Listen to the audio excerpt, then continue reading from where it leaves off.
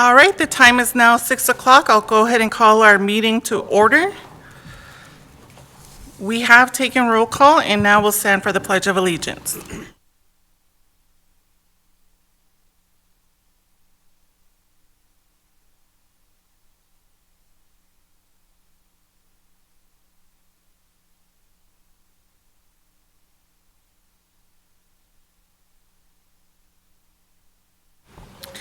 All right, so next up is to review, revise, and approve tonight's agenda. If there are no changes, is there a motion to approve the agenda as written? Moved by Trustee Wake, second by Vice Chair Garris. Any public comment on this agenda item? Seeing none, all trustees in favor for approving tonight's agenda, please indicate yes by raising your hand. Unanimous to all trustees present. Next up is to approve the regular meeting minutes of May 13, 2025. Is there a motion to approve those minutes? Moved by Trustee Wake, second by Vice Chair Garris. Any public comment on this agenda item? Seeing none, all trustees in favor for approving those minutes, please indicate yes by raising your hand. Unanimous to all trustees present. Next up are to approve the special meeting minutes of May 21st, 2025. Is there a motion to approve those? Moved by Trustee Wake, second by Vice Chair Garris. Any public comment on this agenda item? Seeing none, all trustees in favor for approving the minutes of the special meeting, please indicate yes by raising your hand. Unanimous to all trustees present. Next up is the public comment. We have received written correspondence, and we have reviewed those. Next up is the public comment portion of the meeting is set aside for the public to address the board as a body. It is not time for board response or for the public to ask questions. Do not infringe on the right of privacy of others. Please sign in and spell your first and last name. Comments are limited to 3 minutes per speaker. The chair or acting chair may interrupt or terminate an individual speaker if the statements are out of order, over 3 minutes, or personally directed to an individual. Any public comment? Yes, we have, the first one we have is the MEF Student Board. They wanted to speak together.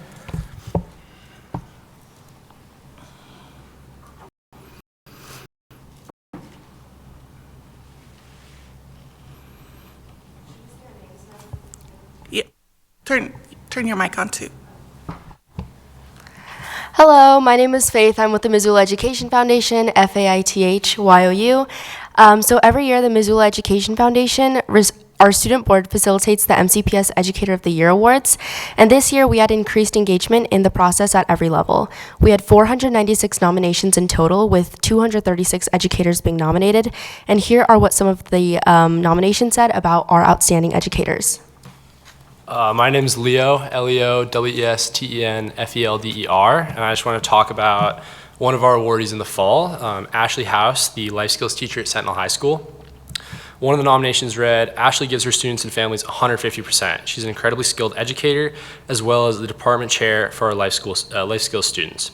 Ashley works with some of our most vulnerable students with extremely complex needs, constantly creating enriching curriculum from day to day to meet the diverse needs of our students. Hi, my name's Jackson Mund, Jaxonmund. This Aneska Elam was the winner of the Washington Middle School, or the Middle School Award from Washington Middle School. She's a CTE teacher, and one of her nominations said, on top of her outstanding work as an educator in design, science, and engineering, she has dedicated herself to the extracurricular BPA program. This year, WMS has over 75 kids participating in that program, and at the recent regional competition, Washington Middle School kids represented almost half of the students participating. Finally, Mrs. Z uses a deep understanding of arts integration technology and an extensive knowledge base in teaching music, which she utilizes daily to change the lives of the children at Russell Elementary. Over the past decade and more, she has also worked at Franklin, Russell, and Chief Charlo Elementary schools, and because of her work with students from pre-K through 5th grade, students have lasting positive memories of elementary school, and Missoula is a better, happier place because of Mrs. Z's work with our children in our schools. Thank you.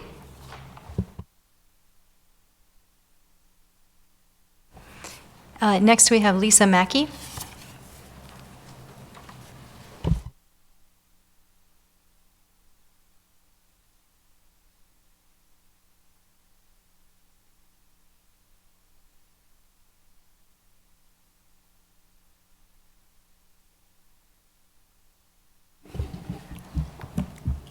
Hi, my name is Lisa Mackey. I'm a parent of a Chief Charlot elementary student, soon to be a third grader. I spoke a couple board meetings ago and appreciate the opportunity to do so again.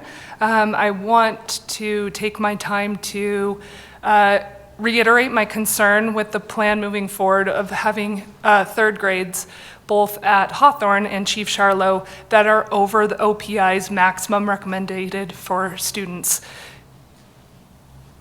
I know you all are doing your best and have so many balances in a public school system that is underfunded. But I just, man, setting these teachers and students up for failure is just like a break of at all levels of what has been, you all have been tasked as elected board members. And I know you're doing your best, but I want to ask you to dig a little deeper, think a little bit more creative, and not let this continue with this plan of cutting third grade teachers or any teachers where we have 30 kids to a classroom. And just as a reminder, for the Chief Charlot group, that's going to be 9 IEPs per class for 30 kids. It's just way too much to ask for our teachers, the parents, the students that are going to be left behind by their peers at other schools that only have 21 or 22 kids per class. Their education is going to be impacted negatively. And without some sort of clear plan, a promised full-time para, I just don't see how this plan is in the best interest of our students. And if it's financial, let's come together and come up with a way to figure it out, because planning for failure is ultimately means that we have failed as a school district, and that's not what I want to think about us or our community that cherishes our students. Thank you for your time.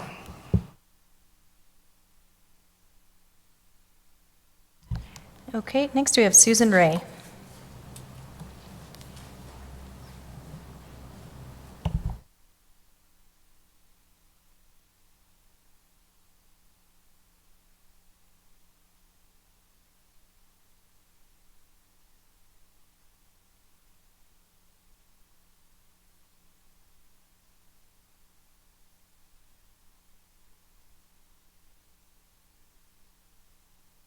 Can you turn your mic on, please? Thank you. Is that on? Okay. I'm Sue Ray. I teach second grade at Chief Charlot. I was here in March to fight for the return of a third grade classroom, and I'm back. I'm not willing to give it up yet. I know you have a hard job to do, a business to run. So do I. I'm in the business of protecting little hearts and minds. I wouldn't be the person or teacher I want to be if I didn't stand up for these kids one more time. A week ago today, my colleagues, Lori, Carla, and I sat down to put our 59 kids into 2 classrooms. We laid out about half their cards and looked at each other and said, "This is impossible." About that time, 4 other people walked into the room, looked down at the cards and said, well, I'll clean up their language, said, "Oh my gosh, how are you going to do this?" This particular group of kids have needs unlike we've ever seen before. Carla, Lori, and I have a combined 114 years of experience. This is the first time we've ever walked away not finishing making the list. In March, I accused you of knowingly putting mental health in jeopardy, and here we were being forced to do the same. I invite you to think of a child you love and put them in this group. 29 kids in their class.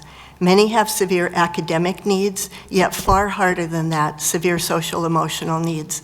Needs that shut down a classroom, needs that stop learning, needs that require immediate attention, needs that create unsafe environments, needs that scare their classmates. Will one teacher be able to meet the needs of your child as well as the 28 others? The answer is no. We, 3 veteran teachers, struggled to meet their needs this year in classes of 22. I beg you to give these kids at least 1 more year in a class of reasonable size, 1 more year to get a handle on themselves, to grow both academically and emotionally. Give the quiet, shy, academically able kids at least 1 more year of being seen and known for their contributions. I've been told that the future plan of Chief Charlo is to have 2 classes of 3rd, 4th, and 5th. I also realize you're trying to protect existing staff at each school. If this is true, I have a plan for you. Find a way to delay it 1 more year. I'm going to retire. I'm positive my 2nd grade job, the best job in the world, will be snapped up in building. Sorry. If that is your wish, Chief Charlo can be staff neutral going forward. I know in a perfect world you would give us back this classroom. If you can find a way to make it happen, you would be making the world a lot more perfect for 59 kids and 2 teachers. Class size matters. Thank you.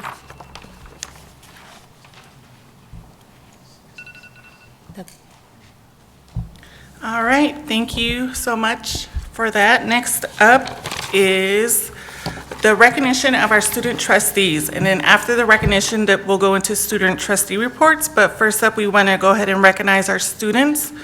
First up, we'll go ahead and do Nora Frame. Oh, wait. Is that your last name? Okay, I was like, wait.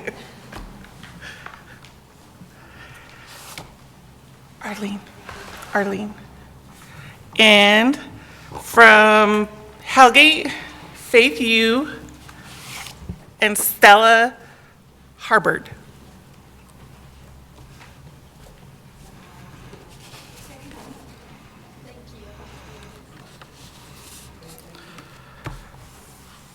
And we just want to thank you for devoting your time to being part of the school board and giving us insight from the student perspective, and also giving your monthly reports to us.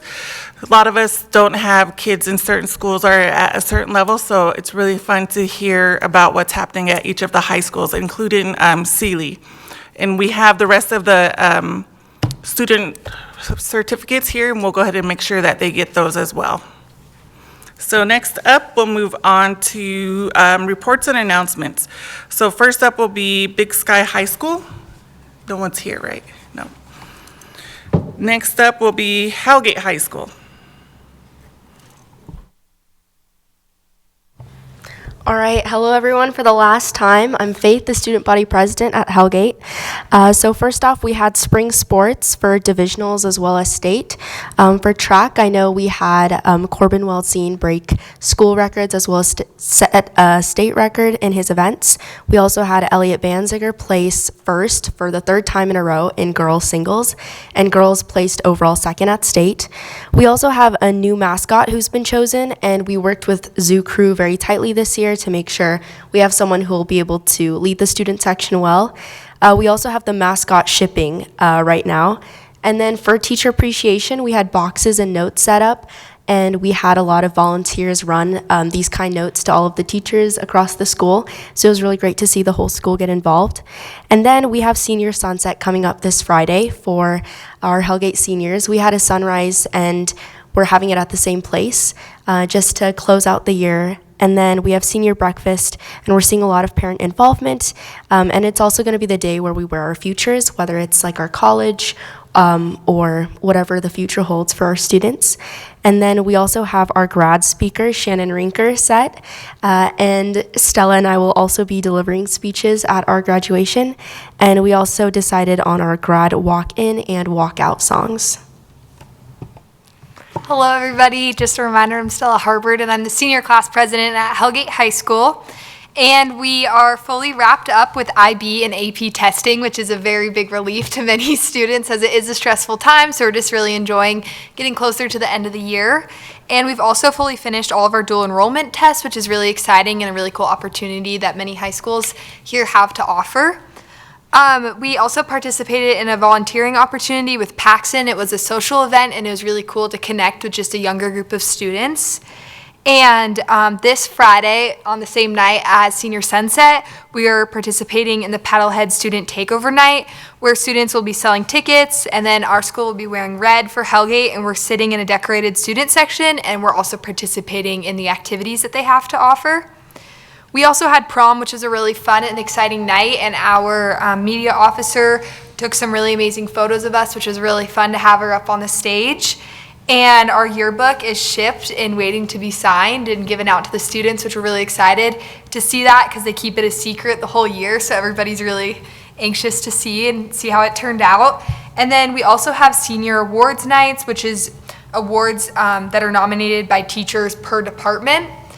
And tomorrow we are bringing back the school-wide barbecue, which students are really excited about.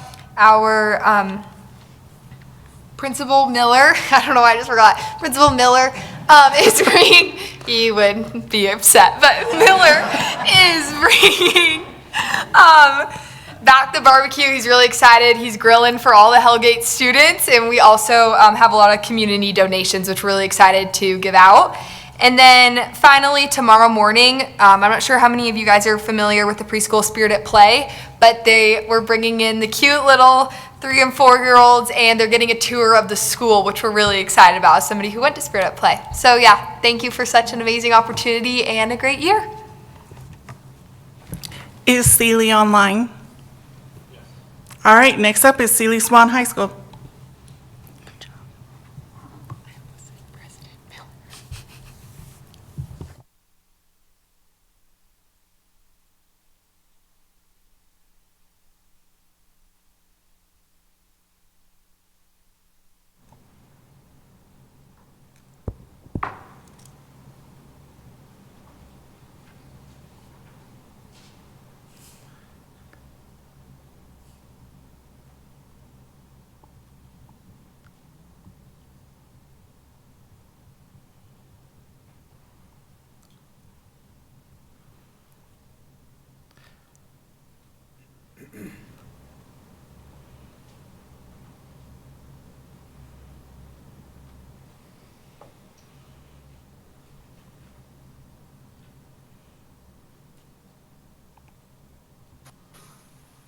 Hello, can you hear me?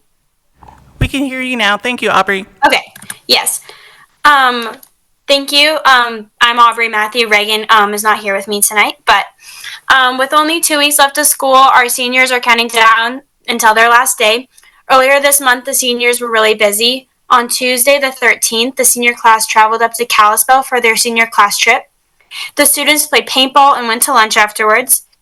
And then on Thursday, the seniors in government traveled to the Missoula courthouse where they got to sit in on 2 federal sentencings. Graduation will be held on June 8th at 2 p.m. For BPA, the beginning of May, we had 6 of our Business Professionals of America students travel to Orlando, Florida to compete in nationals in their events. 1 student for individual presentation, a group of 3 students for podcast production, and the final 2 students for virtual branding. The virtual branding team of 2 juniors made it to finals and placed 9th in the nation. The golf team traveled to Bozeman earlier this month to compete in divisionals. The boys placed 2nd and the girls placed 4th, which allowed both teams to compete at state this year. A senior on the golf team got 1st place and was 13 strokes ahead of 2nd place, which is really impressive. Our golfers were also successful at state with a 1st place finish and a 6th place individual finish from both of our seniors. The track team just completed their season at state as well. We had 5 athletes place at state, with one of our juniors winning the discus by over 27 feet. One of our seniors will continue her track and field career next year throwing shot put for Montana Western. On the 14th of this month, our entire school body took a full-day field trip as part of the school's efforts to get the students outside learning at least once a year. This year, the students traveled to the Ovando area to learn from the Blackfoot Challenge organization. We also served a lunch that was made from foods only from Western Montana, which featured burgers made from beef from a local ranch. And it ended up pouring rain, lightning, and hailing, but it was a great day and the students had a great attitude.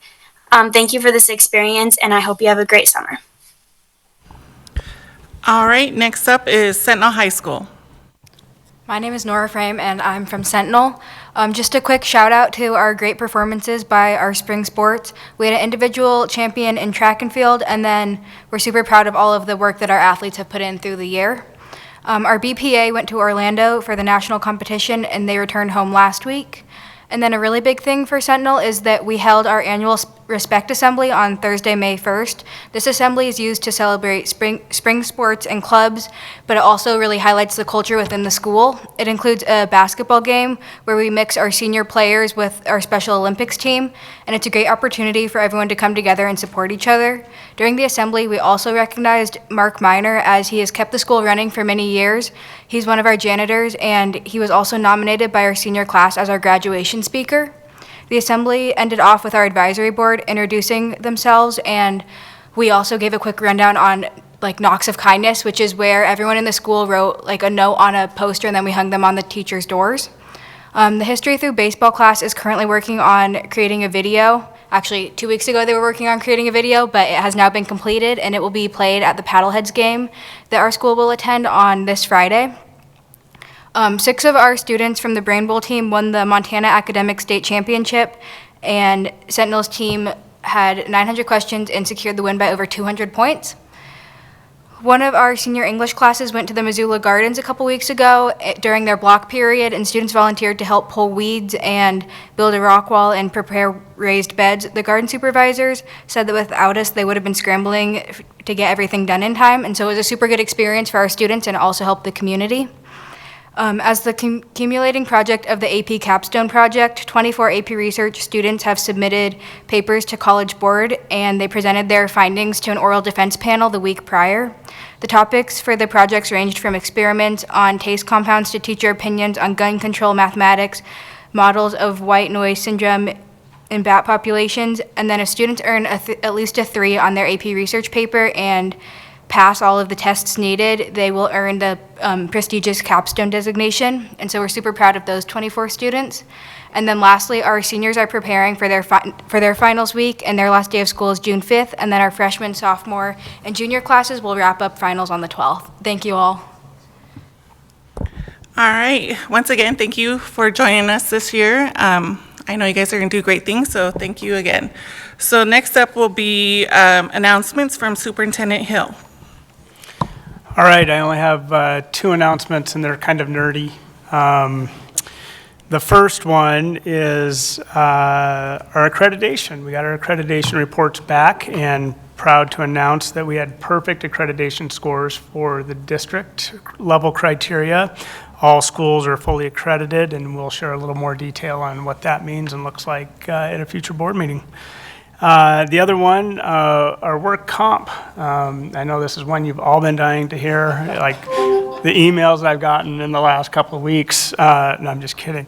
Our work comp is really about risk management, and there's a factor, it's called EMOD, and basically what it is it's an average of your 5 years of experience in terms of what you've had to pay in work comp premiums. The reason why it's 5 years is it kind of smooths out in case you have low years and high years. Ideally, your work comp, your EMOD goal is 1.0, which means it's right at what you would expect to be paying. If you can get below that, that's great. In 2022, our work comp, our EMOD factor was 1.44. In 23, it was 1.42. In 24, it was 1.41.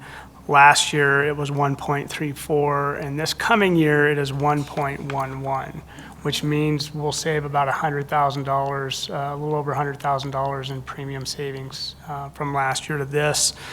So our goal, our audacious goal, is to get below or to a 1.0 for our EMOD. But really proud of our staff and for those who help oversee that, including Shannon McWilliams, who helps with a lot of our risk management and getting the word out and just communicating messages about workplace safety and all of those fun things. So as I always like to say, lift with your legs and not your back. That's it. All right. Next up is the consent agenda. Oh my gosh. All right. There's no board discussion for these. Our consent agenda items and our routine items. So we'll do an elementary motion and a high school motion.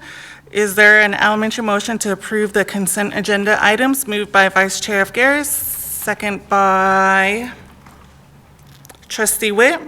There is no board discussion. Is there any public comment on this agenda item? Seeing none, all elementary trustees in favor for approving the consent agenda items, please indicate yes by raising your hand. Unanimous to all elementary trustees present. Is there a high school motion to approve the consent agenda? Moved by Vice Chair Walker Andrews, second by Trustee Wake. There is no board discussion. Any public comment on the consent agenda items? Seeing none, all trustees in favor for approving the high school consent agenda, please indicate yes by raising your hand. Unanimous to all trustees present. So next up is item 9, which is new business, and the first one is information only, but it's the fiscal year 26 budget projections, and I'll go ahead and turn it over to Mr. McHugh. All right, thank you. What's attached to the agenda, there's 2 pages. These are one elementary, one high school. They're much smaller versions of the documents we began with in December, with 4 different options in the high school and 3 in the elementary. And so we've narrowed the work and the budget estimates to these documents. This is really similar to what was in the board packet on May 21st. There's just a few items to highlight if you're looking at the elementary general fund projection, which is up on the screen. First, with the highest budget without a vote, that amount now incorporates the STARS Act. And before then, we were including a separate line item that estimated the impact of the STARS Act, which was a doubling of the quality educator payment. And below that is the overbase levy. So we voted, and as was discussed at the canvassing earlier, the approved voted levy was $384,947. That was less than what we could vote to get to maximum budget. And fortunately, this year we had a TIF remittance that we can apply towards the overbase levy, increasing our overbase contribution to the full 442,842. So that gets us to maximum budget. That happens occasionally, especially during legislative years where the dates to set ballots for elections doesn't allow us to be real perfect in our estimates of what those overbase levy amounts will be. So it's good to get to the full maximum budget, which is our target. The total increase is then 3.5 million plus the anticipated retiree savings. You'll see that where we have the STARS Act QEP increase is now incorporated. I left that there just to show where we reflected that before. The QEP payment, once built into the budget, increases our total allocation compared to our previous presentation by $10,875. So $3,849,990. Expenditure increases. We talked with the Budget and Levy Committee and with the board about how these estimates adjust. We did a few adjustments to our salary and benefit estimates that are incorporated here. We also reflected our district increased contribution for health insurance. That's $25 per month per eligible employee. That total there is $182,000. And then that resulted in a reduction in the allocation for the additional pay increases. So we're at 1.9 million as expenditure offset for salary and benefit items before looking at other staff increases. This area includes the same information that we've shared. We've had changes since the Budget and Levy Committee has been in place, but what this section here reflects is the 3 paras for the new early literacy program. What we did is we moved all the certified changes into one line item there at the bottom of this section. The 5 EL programs that were added, that's still the same. We're building that in the budget. The Teach Academy was 4 certified staff. It's now 3. I think that was reflected before. A grant specialist Jumpstart program, now fully funded with A and B in the revenue numbers up above. The SPED director position which I know is not called the SPED director. It's called something else, but I think that's what we've all kind of known it as. This is a zero there because there's some administrative centralized service reductions that'll cover that cost. Middle school TOSA moved to assistant principal.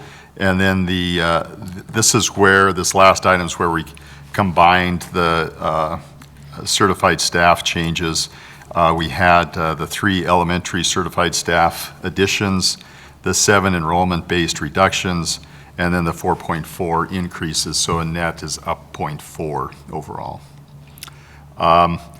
The lower section remained largely untouched other than the addition of federal program offsets.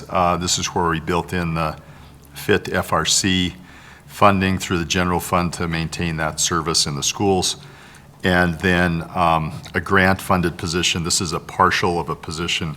We would cover part of that with general fund dollars, both in the elementary and the high school. So we're at this point net positive of 63,000, which is good. Yeah, you bet. Yep. Trustee Witcher, yep. Couple of questions. Okay. Teachers of the world. If a child doesn't meet academic milestones by 3rd grade, it's been considered that it's almost impossible for them to catch up. I heard that somewhere. And we have a 3rd grade class with some discrepancies. How much does it cost for the 2 overflow paras in those 30 classrooms?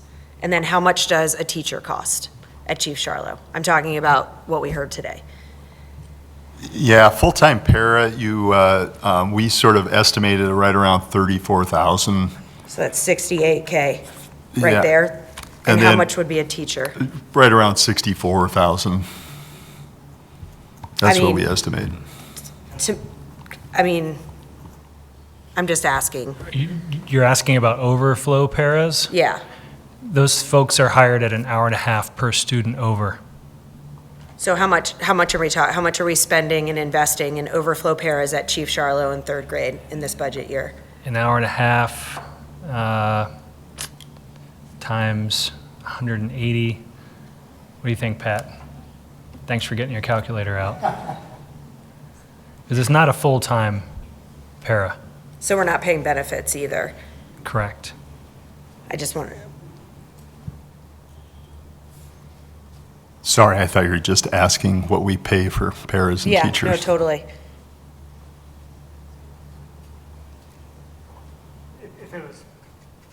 If it was $20 an hour for the position, you're about 5,400. So then that's like an additional 10K for the teacher plus the benefits, which is probably 20%, just tacking on there that we pay for benefits. So we're probably looking at an additional 30 grand from what we would be paying for the 2 overflow paras to come up with a teacher for Chief Charlo for 1 more year. That's where we're at right now, and we've got $63,000 left. I would say that there are more. Chief Charlo is not the only school with a similar enrollment. Yeah, 100%. I mean, I know the 5th grade class at Lowell has got 29 kids, and if we're doing for one, we're doing for other. But I want to see this. I want to talk about all the points. Like, I'm not going to have Miss Ray, one of our most beloved MCPS teachers, bring me to tears and have a group. Like, from what I know of the population of Chief Charlo, it's essentially a very, very mixed of socioeconomic backgrounds. So we have our title schools that we know the general makeup is kiddos in a lower socioeconomic class. At Charlo, it's a solid mix. And so with that, historically, we know that there's behaviors and other things that come into play. And when 3 of our most long-term teachers are saying, we're having a hard time when it's in 3, we know 3rd grade is the stopping point and a big jumping off point. If kids haven't caught up by then academically, they're really going to struggle moving forward. I just want to talk this out when we're talking about the budget.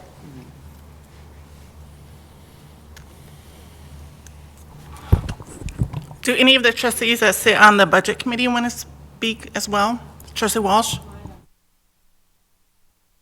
I just want to echo that same sentiment, though. It seems like we have money to buy 1 more teacher, and not to say squeaky wheel gets the grease, but that's how this hall is supposed to work. People are supposed to speak up for what's important to them, and we as a board, if we can meet that need, I don't know. It seems to me that we have money for one more teacher.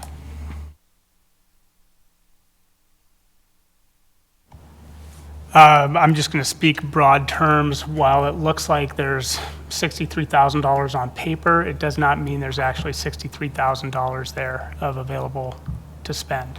And my concern is, as a board and advising the board, you're opening up Pandora's box, so that everybody that walks through these doors and says, we want this, you're going to put us into a position financially that we cannot afford to do. And that's just the harsh reality of it. We actually added FTE across the K-8 district in declining enrollment. So it's not like we haven't been creative and trying to problem solve and trying to figure other things out. We also have problems to solve around ELL students that have not been on the chopping block or in the discussion, but we're losing that RSI grant funding, which funds 2 positions. So I don't know where I'm going to come up with that. We're talking FIT and FRC. We've added that back in. There's a demand for more art teachers. There's a demand. And I understand. I don't discount anything any teacher's going to come in here and say. We would love to be able to do that. But as I looked at our numbers this morning, and in light of everything that's going on, you would have to do that 63 times. We have 63 classrooms that are plus or minus 2 of the accreditation standard. I don't know how we would do that. And to say that one over the other, and for a variety of reasons, another teacher could come in here and say, we have really difficult students too, and they don't even compare to what you're dealing with at Chief Charlo. And you would be in that same predicament, and it's a tough spot to be in. Trustee Mercer? So can you talk a little bit about, to me, it should have, there should be a process that is agnostic to the individual place in terms of like what school it is. But the levels of accreditation, is there an assessment of IEPs or whatnot that goes into like what is, whether 2 is over, 3, what's the point that's too far over where you have to, and then is there other factors in there other than just pure numbers?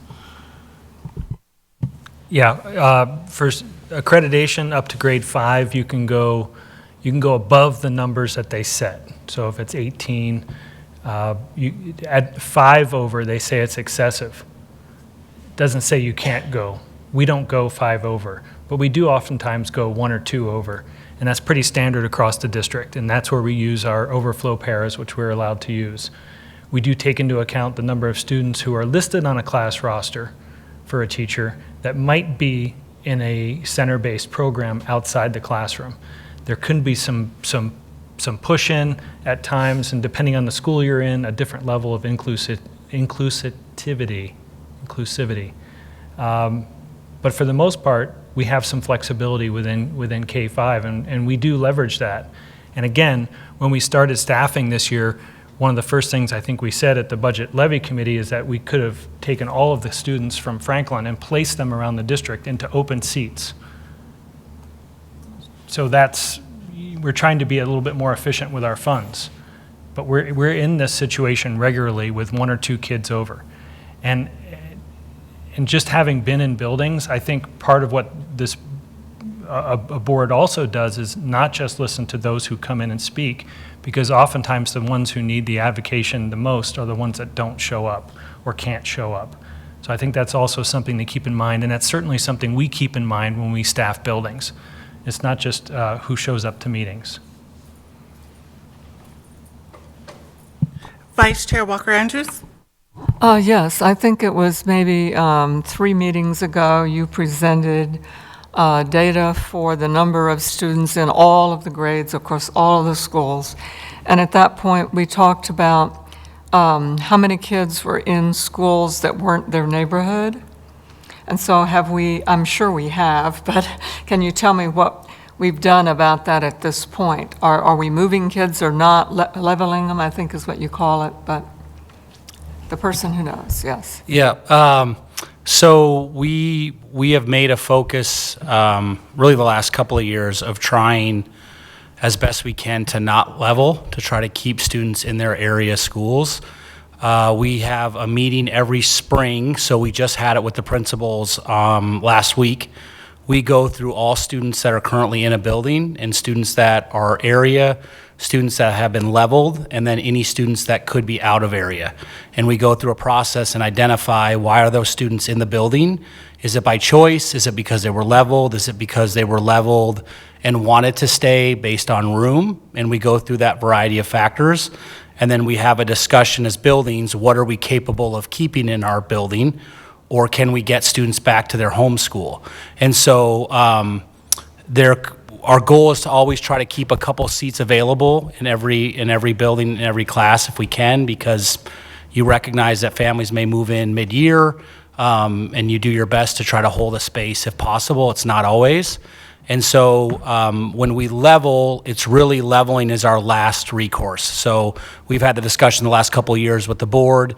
We have our accreditation number from the state. We have been consistent as a district of going 2 over that and providing the appropriate overflow para when needed. And so if we reach that threshold of 2 over per class, we would have a conversation about leveling. We had the same conversation together, I think a month ago or 2 months ago, and one of the questions was cost around leveling with busing. We typically don't add routes when we level. We have existing routes that are already there, so we can find a space for a kiddo on a bus to the school that we would level. Where costs would come in for transportation is if that bus was full and we had to look at adding an additional route. So we've been pretty consistent and steadfast that we want our students and families to be in their area school. We have a number that we know that we can go to. And then as best we can, when we have to level, we try to get them back as soon as possible. We also recognize that families and kids develop relationships at the school that they may level to. And so they may say, you know what, we're happy here, we have friends, we have a community that we like.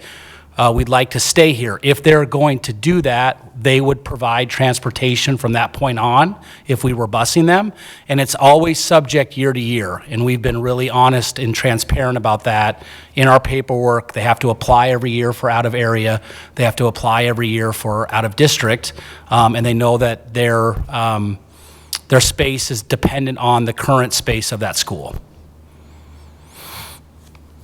As a follow-up, we also talked about, my mind. Oh, I know what it was. We talked about how we weren't sure how many kindergartners are coming in, but from year to year, let's say for a minute there's a class of 70 fifth graders.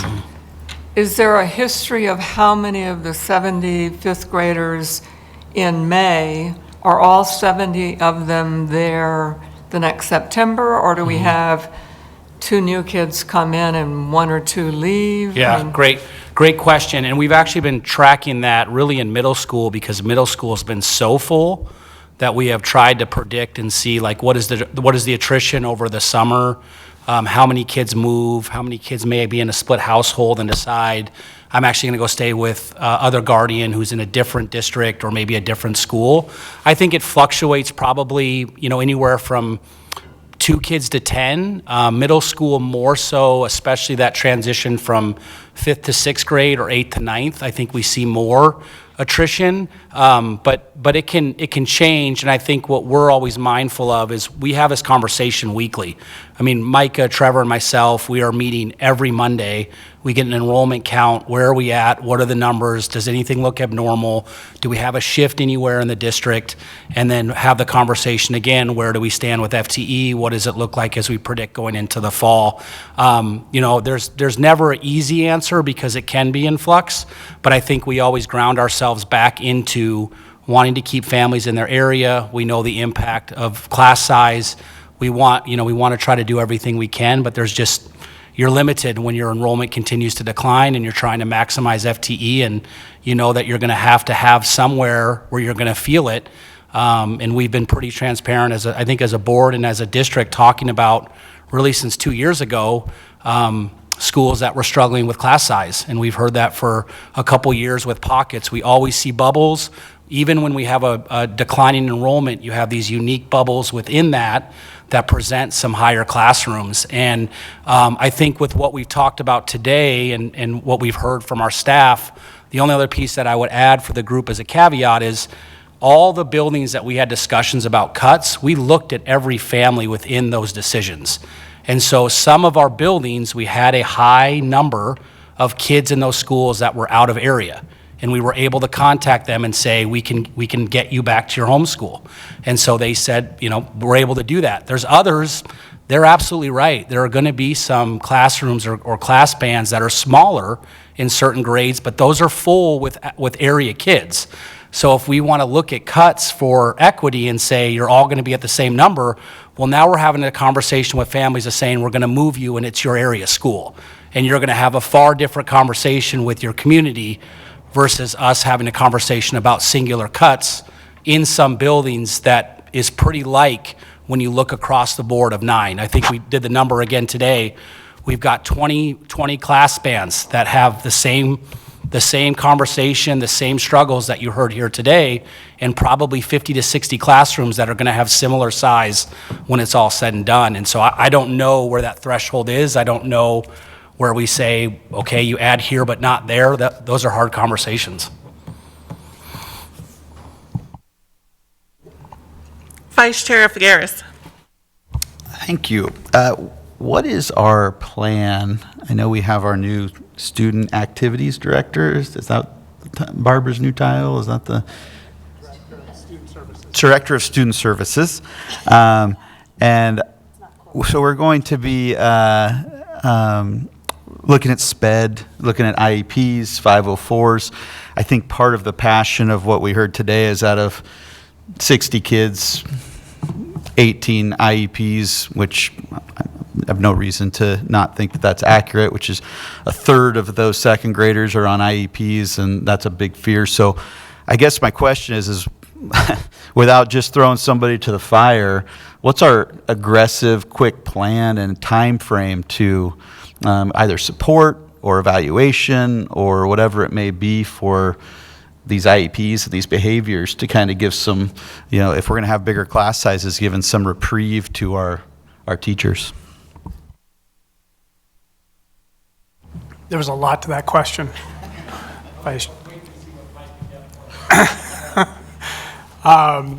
I don't know that it would be any different than in any of our other classrooms. We build in a lot of support in a variety of ways, whether it be through FIT FRC, whether it be through case management. We've limited, we've got language in our contracts about how many students are being case managed. I think there's a bigger part of a process in all of this about identification and over-identification, looking at how we do a better job in supporting staff with Tier 1 and Tier 2 type supports, things that are universal to all kids, regardless of whether they have an IEP or not. I think there's just a variety of things. But at the end of the day, if a teacher is struggling with students, they have recourse to go to their building principal and to go to the other people in that building that support. We have behavior interventionists, we have social workers, we have a variety of specialists across our district that help support our teachers in the classroom every day. And that can't go unnoticed either. We spend significant resources to provide those things as well. And it all becomes part of the larger picture of this is how we support students across the district. But to try and say that it's going to only happen in this one school or at this one place is going to be really hard. So I hope I answered the question, but I mean, that is the ultimate responsibility for all of us. Trustee Mercer? I think this is back to Vinny. So you're talking about, you said, okay, so if someone's been leveled into school A in a previous year, and now they've been sort of staying there because there's been room, you said dependent on current space. When is there not space? If you're over accreditation, is that not space? Is 2 over not space? Is there a hard line? Is it mushy? What is out of space? That's a great question. I think we've held pretty close to trying to keep 2 seats open if we can in a school year for families that may move into that area. I'm sure There's times where it's one, if we're at. The other thing we always look at, a perfect example, Cohen, could be we're full in a building, a family moves in and we're talking leveling, but they're full and the school that's near them is full. And so we know that we're going to have to add an overflow either way, and so we may allow that to stay. If we have to add an overflow, or maybe we wouldn't have to add an overflow, that could change the decision, right, just because of the overall cost to the general fund. So I think there always are kind of unique circumstances, but typically we're looking at, once we get into the school year, I would say we're really consistent that we'll go up to accreditation before school starts, trying to save a couple seats for families that may move in during the school year. So I do want to say it's hypothetical, but in a hypothetical school district or class where there's 2 classes in the grade and both of them are 2 over, are you saying there's no one who's leveled there? There's no one who doesn't belong there? Repeat that one more time for me. So if you have a district like, say, Charlo has described, Okay. where there's 2 classrooms, both of which are, say, 2 over, are you saying everyone belongs there? Yeah, we have, and that is an absolute that we've done really since Dave Rott was here in the HR role. We have held firm to 2 over accreditation. So let me ask an opposite question. Is there a voluntary, like if the neighboring school has a 22 class and so it has capacity, can someone say, hey, I know you wouldn't make me move, but I'd be willing to move if you do the busing. And, then we can all be down to a more smoothed out level. And we've had that. That's a great example. So Christy and Bridget, who are in our central enrollment, they're constantly fielding calls. We get requests. We may say at one point we have no space to consider out of area. And then to your point, we really try to do everything we can to get class size down. And we're able to do that at times. And that would be a great example. We know we have 3 families in this one area. They would love to get to this school. And we go back to it and say, okay, that's something that's feasible and that we can do. And part of that is the conversation that we have in the spring with all 9 principals, is they identify every student in the building, a why they're, what were they leveled for, did they request to be there, do they want to go to another school, and all of that is a part of the process. To your very point, have we looked at everything? Have we turned over every stone to try to help families, accommodate them, and keep class size down? And I would say in every circumstance, that's our North Star. We're just not always able to do that. It's just the reality of it. Trustee Witcher? I really appreciate, I don't question whatsoever the work that's been done to get us here, but unless we vocalize that work in a way, I don't feel comfortable moving forward.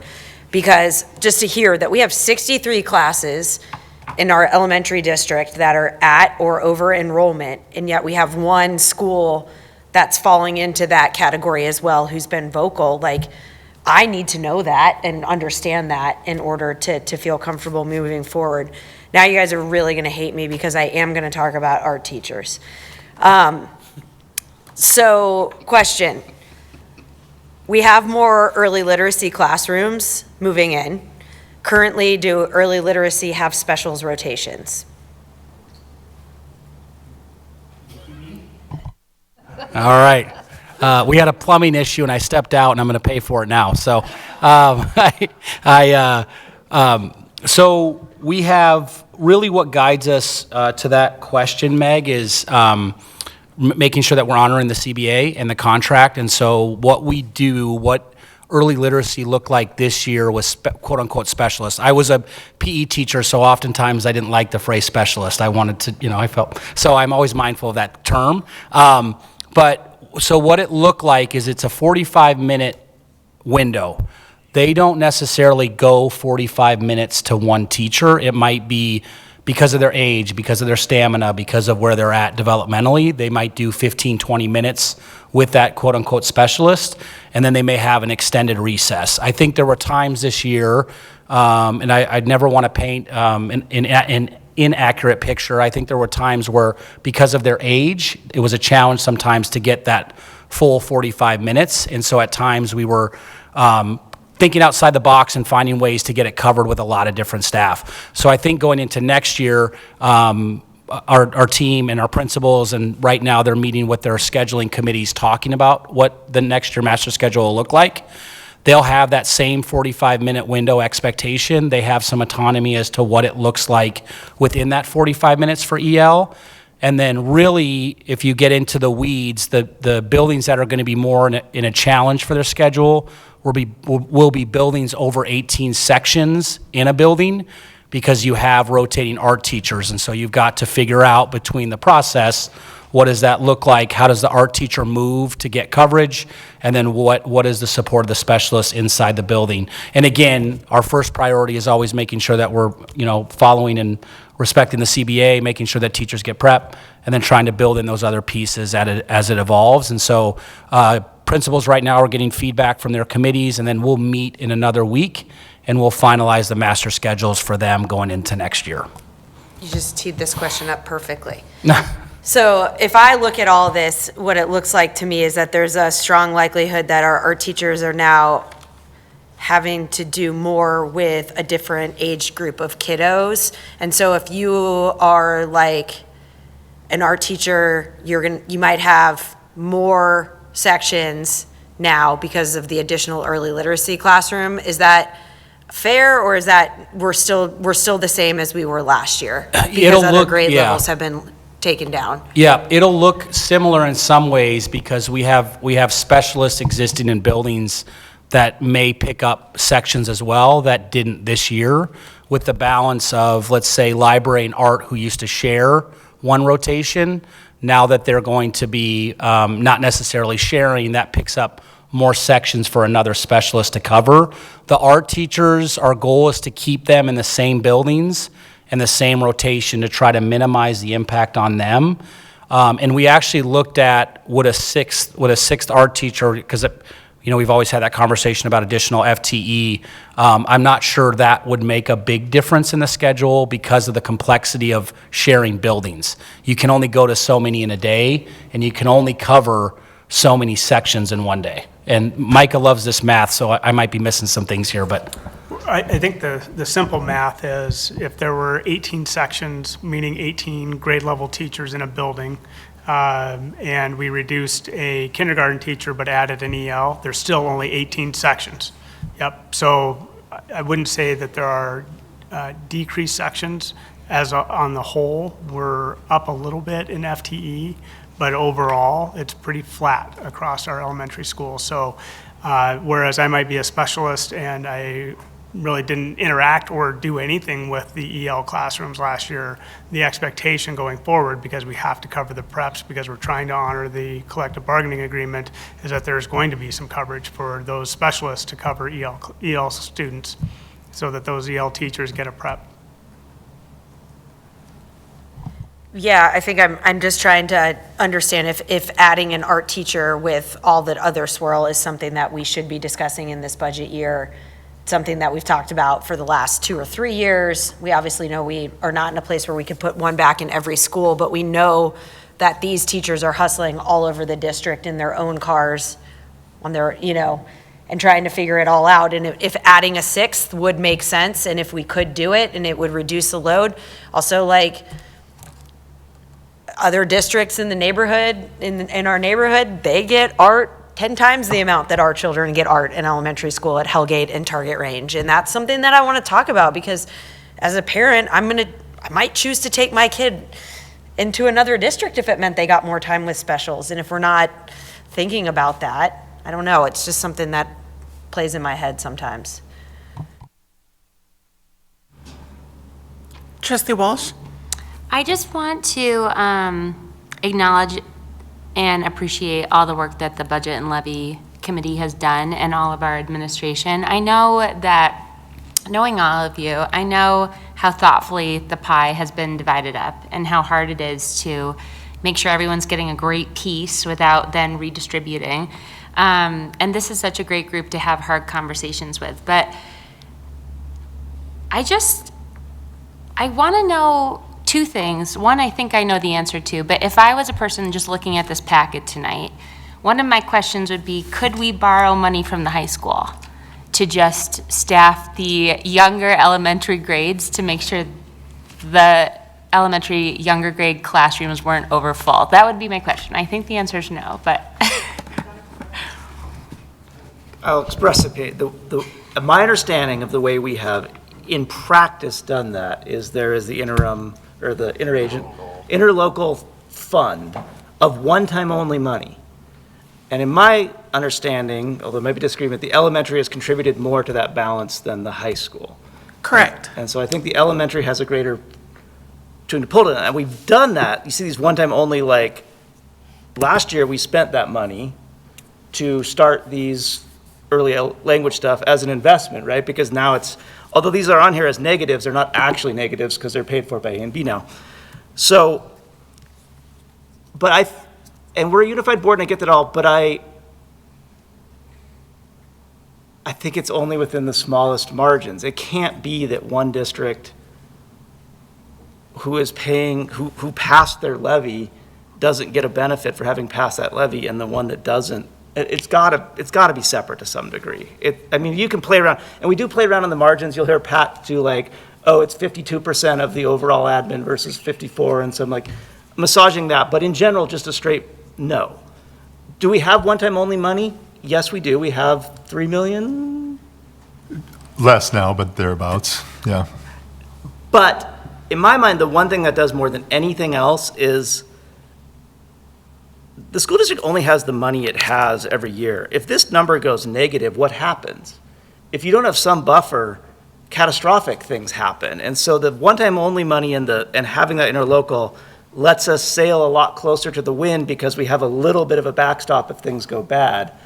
And so I think just the hard thing of all of this, we are funded on kids. If we have less kids, we have to have less staff cost. There's no way that is any other way, because that's the whole funding model of this thing. Now, if you want to argue about I think we do want to argue about where they are and how they should be, but if we have less kids, we have less money, which we have less staff. Like, there's no way that doesn't go that way. I think the other thing I would add, and to the interlocal component where you can help between the two districts, is that we're estimating increases here. And so part of the estimate significantly is additional pay increases, and we're negotiating with staff at the moment. And so it's good to show a positive balance. We've spent a lot of years looking at negative balances. This is really showing us balanced, and sort of to Cohen's point is that it's early, and there's costs that we're going to be incurring as we progress through the final leg. You guys don't adopt budgets till August, and significantly we've got negotiations going on. Yep. Finish, and then Vice Chair Garris after. Okay, my part B to that first question was going to be, could we look at one-time use only funds? But okay, I understand. I hear you, Cohen, and I get it. But the other question is there a world in which numbers shift such that we end up having to add a third teacher into Hawthorne and Chief Charlo? Let's say like 3 families move into both of those elementary schools, and now we're kind of at the point where we would need to. Is there a world in which this could flux?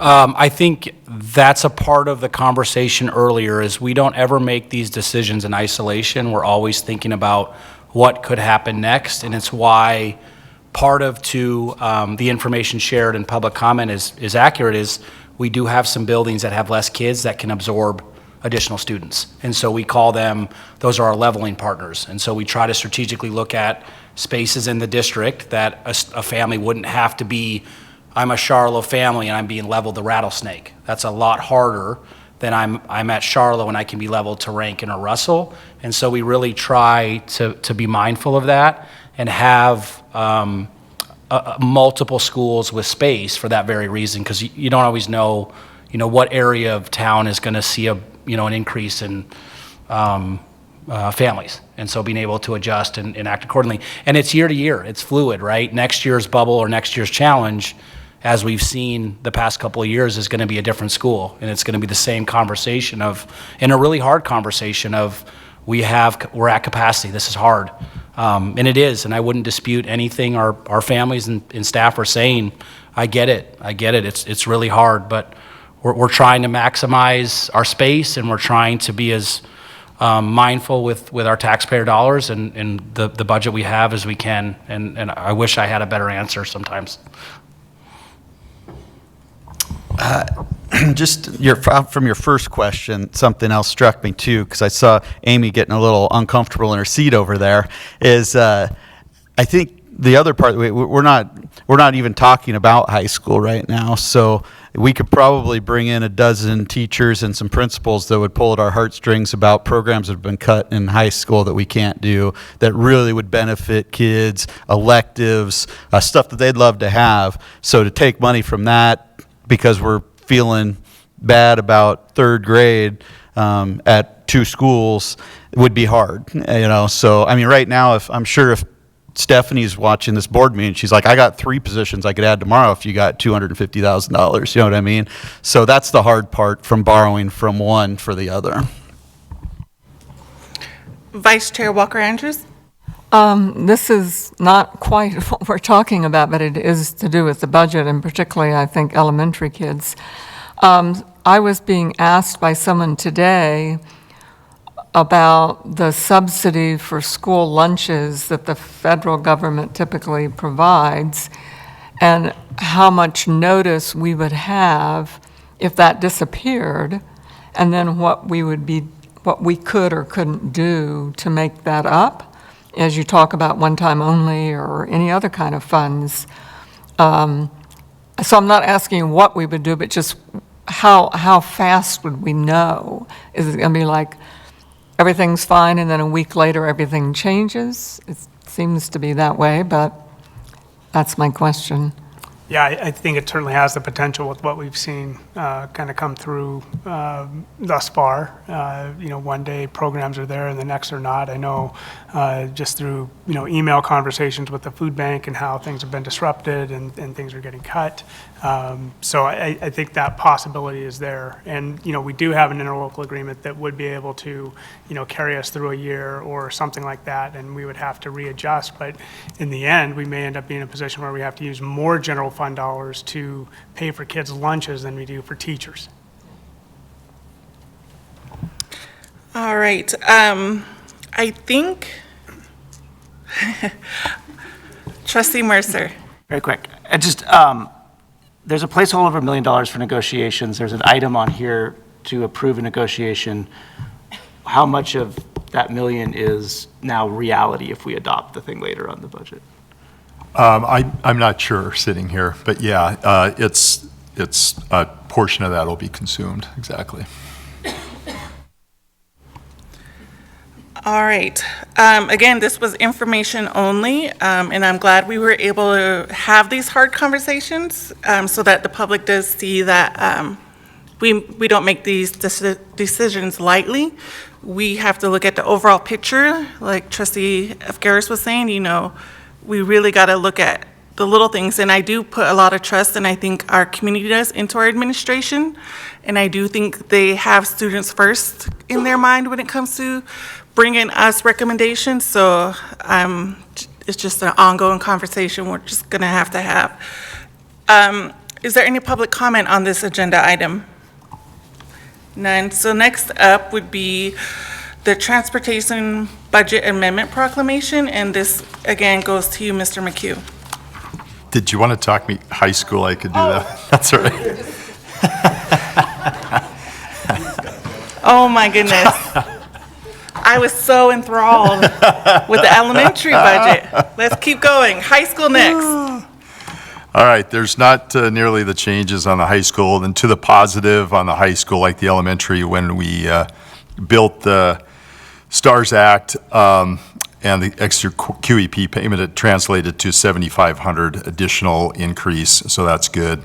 We also incorporated some TIF dollars to build the overbase levy to get to max budget. And then we did some adjusting of estimates of the salary and benefit increases, built in the health insurance contribution, and then also the portion of FIT and FRC on the high school to build into the budget. And we have a positive balance, and really what I would point out when we started the process, and even at this point in time, we weren't looking for ways to expend dollars. You don't see in any of these expenditures an adjustment for inflation just for discretionary expenditures. I'm talking paper, supplies in the schools. As somebody mentioned, there's a lot of need that's not reflected here. We hit the high points, certainly staffing's the big ones, and then the ones that are listed here, we know that are gonna happen, and they're all big. So it's not like, oh geez, we don't have anything else to spend these dollars on. We're very tight. These are 46 and $38 million budgets, and what you see are estimates of the big ones. Any questions? Vice Chair Walker-Andrews. I know that we've been spending general fund dollars for safety measures, and of course, the high school levy failed. Is that a place that some one-time only money can be used or has been used for, say, hardware, software, as opposed to people?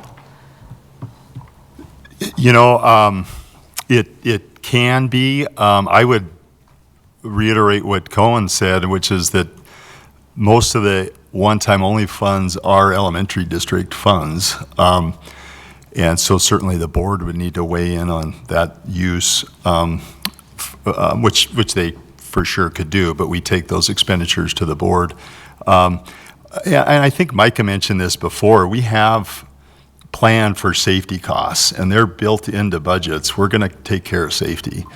What the safety levy would do is free up those costs so that we could use more dollars for staffing and other things. So staff or safety is going to be taken care of,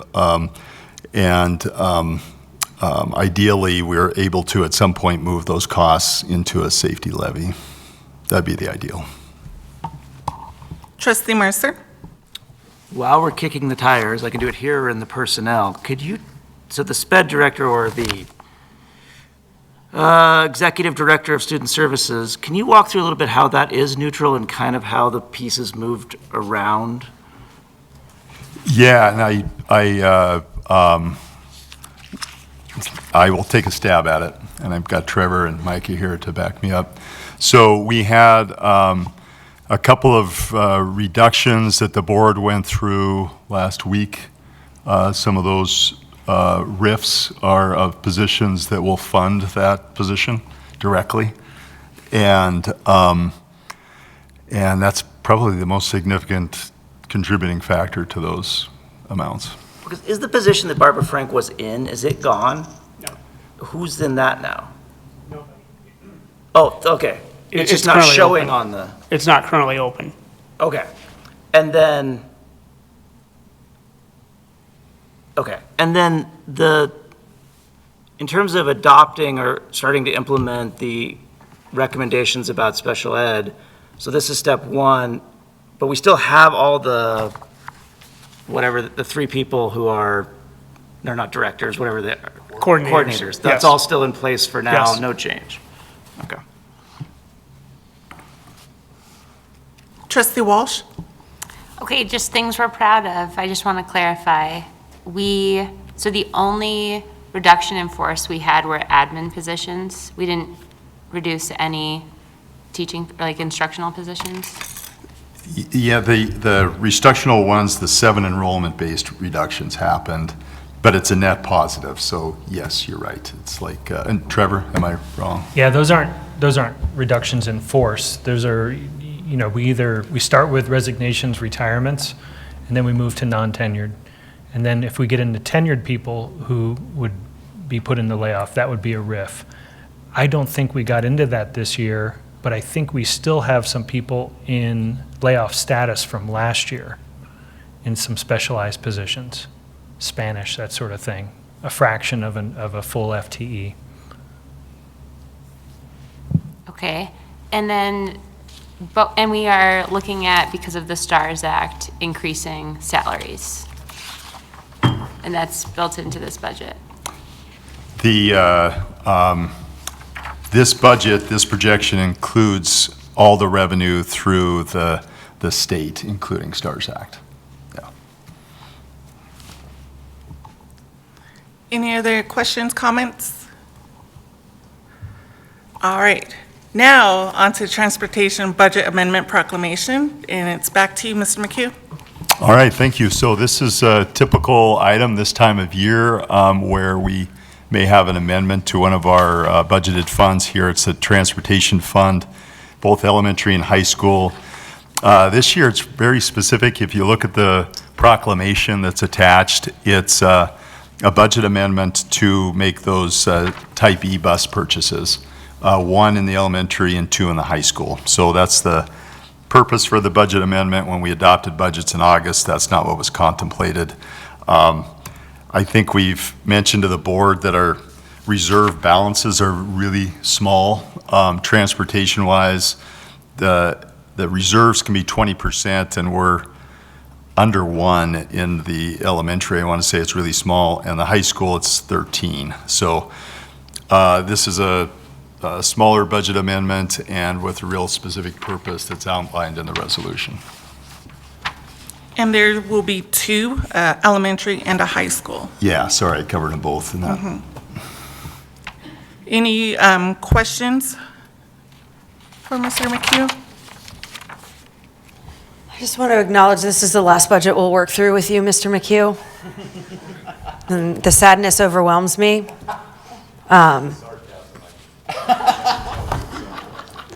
You're going to be greatly missed in this process.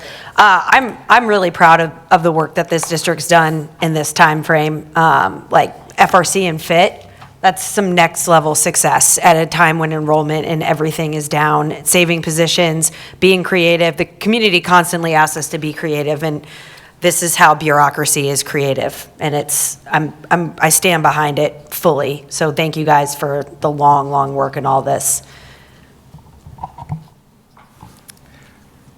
All right, is there an elementary trustee willing to put forward the motion to approve the amendment? Moved by Vice Chair Garris, second by Trustee Walsh. Any final trustee comments? Any public comment? All elementary trustees in favor for approving the recommendation, please indicate yes by raising your hand. Unanimous to all trustees present.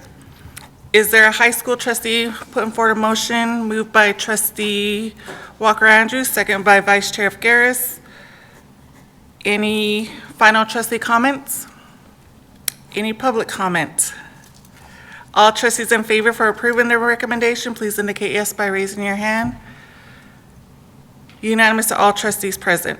Next up is to award the bid for the Hellgate High School HVAC upgrades, and this is over to you, Mr. McWilliams. Thank you. As you can see, we... Oh, can you turn your mic on, please?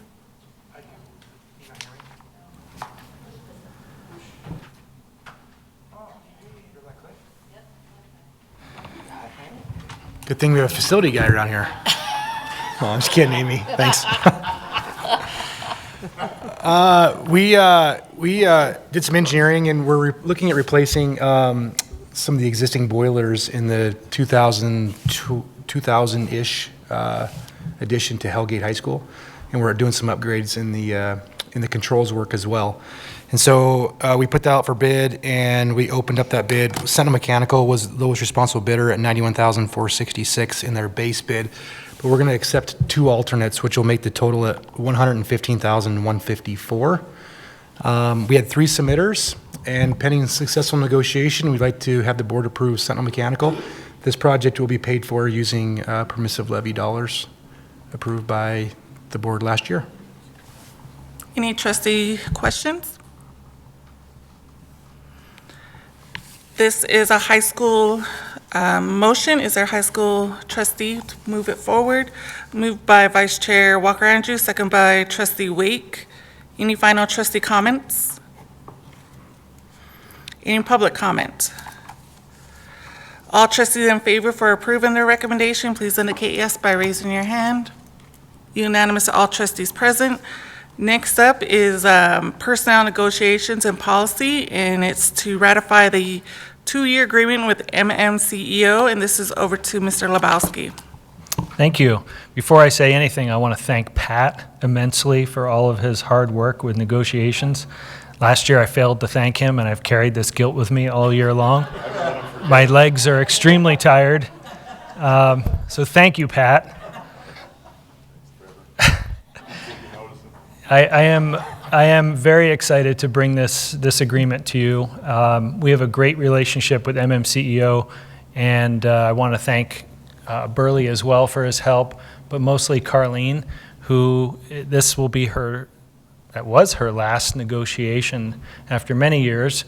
We won't say how many, but she is a tireless advocate for her members and for kids and what's best for this entire school district. So I thank you, Carlene, and I thank Courtney as well and Melanie Charlson. So if you have any questions, I'd be happy to field them. Any questions from a trustee? Trustee Witcher? I want to understand how this works. On page 4 of it, the elementary non-tenured terminations, are those folks that are in 1-year contracts or something? And I then think they're you jumped ahead Sorry. an agenda item. Yeah, It's okay. The personnel report is the next agenda item. Any other questions for Trevor in regards to the MMCEO agreement? Seeing none, this is a full board motion. Is there a motion to put forward the recommendation? Moved by Trustee Wake, second by Vice Chair Garris. Any final trustee comments? Any public comment?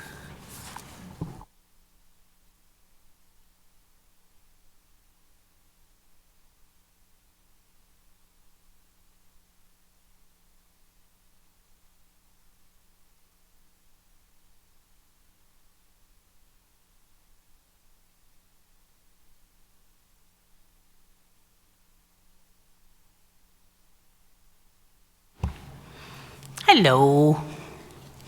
My name is Carlene Hathaway. I'm the president of the Merged Missoula Classified Employees Organization, much easier known as MMCEO. And I'm also a 35-year, I'll say it, Trevor, a 35-year veteran special education paraeducator, and I am retiring on June 12th. I'm here this evening to respectfully request your support of the MMCEO MCPS 2025-2027 collective bargaining agreement. On behalf of our negotiation team, MMCEO Vice President Courtney Kirkos, MFPE Field Consultant Melanie Charlson, I would like to extend our sincere appreciation to Trevor, to Pat, to Denise, and to Burley. Your professionalism, your respect, your commitment throughout these discussions made a meaningful impact. While the process did have its challenges, you know that dime, Pat, that dime. It was also marked by honest collaboration as well as much needed touches of humor. God, there were some good ones. And this is the strongest wage agreement we have achieved in my tenure with the district, so thank you for that. Following our electronic ratification vote, which opened on Wednesday, May 21st and closed on Friday, May 23rd, we were pleased to announce its overwhelming approval with a 99% positive response, 213 votes in favor and only 2 opposed. This agreement reflects a significant victory for our membership. We deeply appreciate the respect shown to classified staff through this contract, and we hope for the same for our certified counterparts. The MMCEO remains committed to maintaining positive and productive working relationships with MCPS in the years to come. And I do thank you for your time and hope that you will support this agreement. Thank you.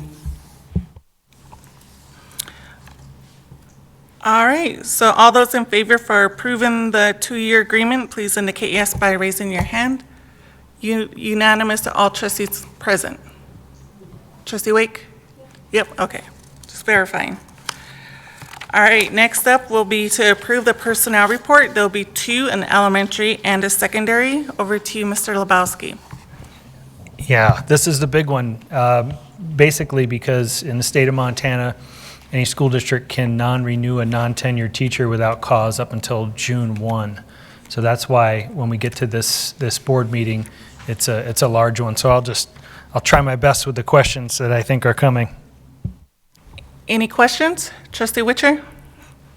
Okay, so the ones that are non-tenured terminations, are those folks in one-year agreements that are going to get signed back on next year? I think it was like page. Can you give me a page? Yeah. Page 4, I think it was. Hold on. It's like my screen says it's page 4, but on the packet it is page attached 27.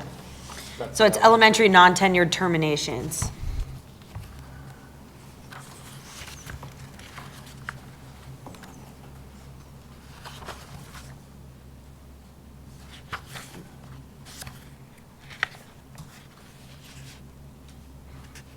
Yeah, just give me a second. I still can't find it. You have it? It's like Burns, Mackenzie Burns Casper, Micah Clarkson, Ingrid Davis. Yeah, so those, you're asking if they're in year 1 or year 2 or So- year 3? But just as termination, so are those positions that we're terminating or people and they were not rehired? People or positions, and non-tenured teachers don't carry any seniority. So regardless of whether they've been here 1 year or 3 years, they have no seniority. So these are all non-renewals. Do they enter into something to try and find a job to see what's left over, or is this it? They can apply at in-district postings, and then when it goes open to the public, they can also apply again. Okay. Thanks for clarifying that. Yeah. Any other questions? Trustee Mercer? Can you explain a little bit what the Pat replacement plan is? And Pat's not on here, I guess, but where is that in the works? Yeah, Cloning? Are we cloning, he or gave what? his resignation, but we didn't accept it, so.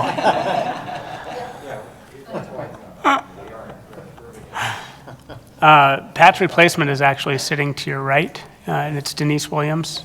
Denise is currently serving as our accounting supervisor, and prior to that, she was the district clerk in Kalispell Public Schools, Lockwood. We filled that position by appointment, so Denise met with me, and we talked it over, and she agreed. Which I thought was the plan. I guess I was confused because it wasn't on the, elect administration district, the one that all the rest of you are on. There was no financial position. It either has been brought to the board or will be brought to the board. Not every position is in here. So in other words, sometimes you see retirements are sprinkled in throughout the months. When we get a retirement, we process that. At the end of the year, we hold for as many as we can. All the tenured re-elections are up at this point, and then non-tenureds, we wrap up in this meeting because it's as close to June 1 as possible. We do still, we made some non-tenured non-renewals as soon as about a week ago. So things do come up, so we leave it open and try to get it all on one. Any other questions? So we'll do the elementary recommendation first. Is there a motion to put forward the recommendation to approve the personnel report? Moved by Vice Chair F. Garris. Second by Trustee Walsh. Any final trustee comments? Any public comment? All elementary trustees in favor of approving the personnel report, please indicate yes by raising your hand. Unanimous to all elementary trustees present. Next up is the high school motion. Is there a high school trustee putting forward a motion to approve the personnel report? Moved by Trustee Wake. Second by Vice Chair F. Garris. Any final trustee comments? Any public comment? All trustees in favor for approving the personnel report for the high school, please indicate yes by raising your hand. Unanimous to all trustees present. Yep. Thank you, Ann. All right, next up is Board of Trustees. First topic will be the Montana School Board Association membership, and we'll let Vice Chair Walker Andrews lead the discussion, but it's an open floor discussion and it's information only, so I'll go ahead and turn it over to Vice Chair Walker Andrews. We were asked by the NTSBA to, as usual, consider whether we want to continue to be a member. We discussed it among the VP and the president about what we might do. Our assumption was that this vote would be fairly straightforward, but that we really need to have a conversation over the next year about the things that we want, what we think about, what we're getting now, et cetera. But for now, if anybody wants to bring up benefits that you think that we enjoy by being a member of MTSBA, or issues that we're not as happy with, this would be a good time to bring them up. I brought up myself how we had been unhappy several years ago when we were searching for a new superintendent, and we decided not to use MTSBA's services, and we went out.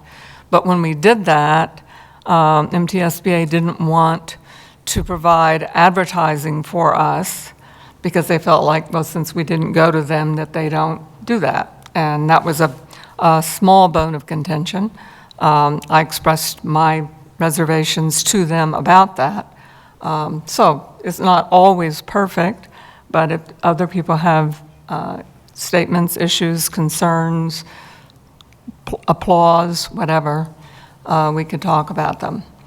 I've mentioned before, so I'm pretty biased, I think, that I was asked to be president of MTSBA a couple of years out from now, and I refused, only because I think someone said something today about people's handwriting getting shaky as they get older. I am getting older, and I didn't feel that I should put that many years out ahead of me. You know, I don't know that I would want to run for another term, and that's what I would have to do. So that's my prejudice there. Yeah. I agree. I was really disappointed with MTSBA when they wouldn't post our advertisement for, especially for the amount we pay in dues. So my question, I guess, is I'm not sure if you would know, the amount of dues we pay, is it similar to other AAs, or is it based on how much we use them? No, it's a AA thing. They didn't raise dues, I think, last year at all, or maybe this year, because of, you know, the hardships that schools are undergoing, but it does differ by how large you are. I'm sure you know better than I do, but one thing I think that we could also discuss is, as a AA, we have a director, who I am that person right now, but we also are entitled to 3 delegates, and so Jen has been doing it, and Ann has been a delegate, and Lisa Davy is interested in being a delegate. And the reason I bring that up is because it seems to me that if we have issues, we now have 4 people to bring those issues up and discuss it further. For example, hopefully we're never looking for a superintendent in my lifetime again, but you could start the conversation with 4 people pressuring MTSBA to say, you know, you might want to think about how you do that, or whatever. You know, so it seems to me that we should be using our, quote, clout of the 4 people to make statements like that. Trustee Mercer, then Trustee Walsh.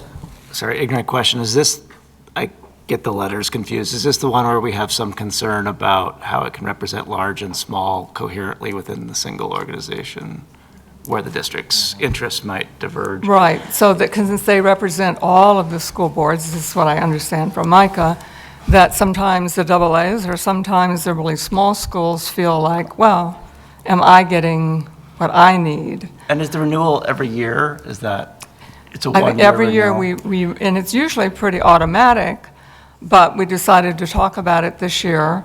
Again, not for this year so much as, why don't we talk about it over time and see what things that we might want to either change or whatever, and to talk about what the benefits are. Now, to me, and everybody has their own interests. But to me, the strongest thing that they bring to us is advocacy. And both with the people that are paid, the Lance and the lawyers and people that are there, spend an enormous amount of time working with legislators, or perhaps even, dare I say it in public, against legislators, to produce bills that we can all support. They don't always support necessarily the ones that we would want, but again, we have 4 people and Micah and other people to talk to them about it.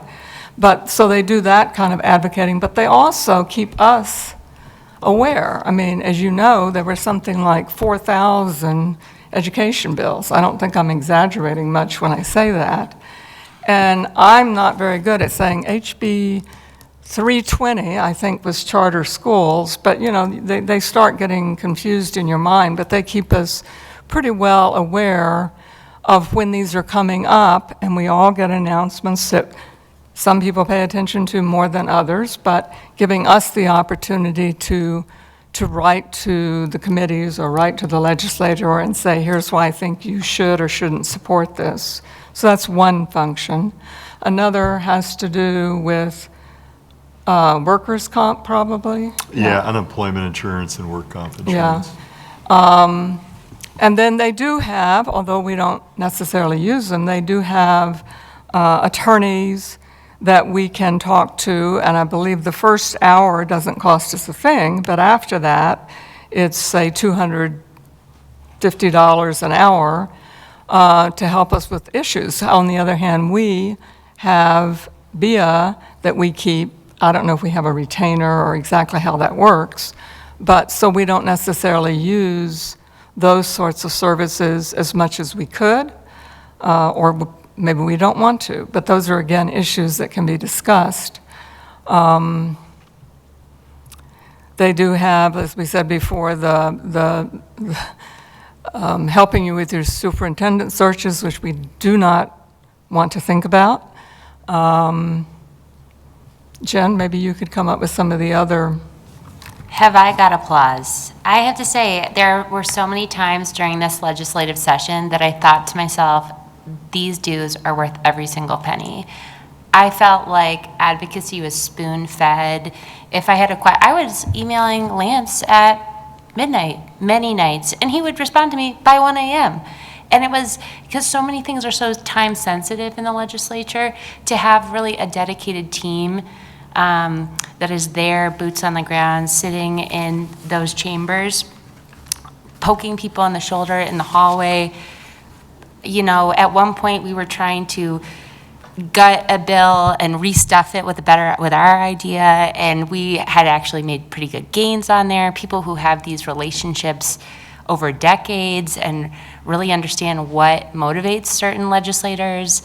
I think that even the daily dispatches, we get an email pretty much every morning of all of the education news in the state. I find that incredibly helpful. There were times I thought, oh my gosh, if I'm not on the school board, can I personally pay for a membership to be part of this group? I couldn't imagine not having them. And I think so much of the work they do, unless you were really glued to the legislative session, you would miss. But I think we would have been a voucher state. I think we would be on the track to become Texas 4 years ago if it weren't for this specific advocacy group, coupled with MQEC. I think Doug Reisig is another.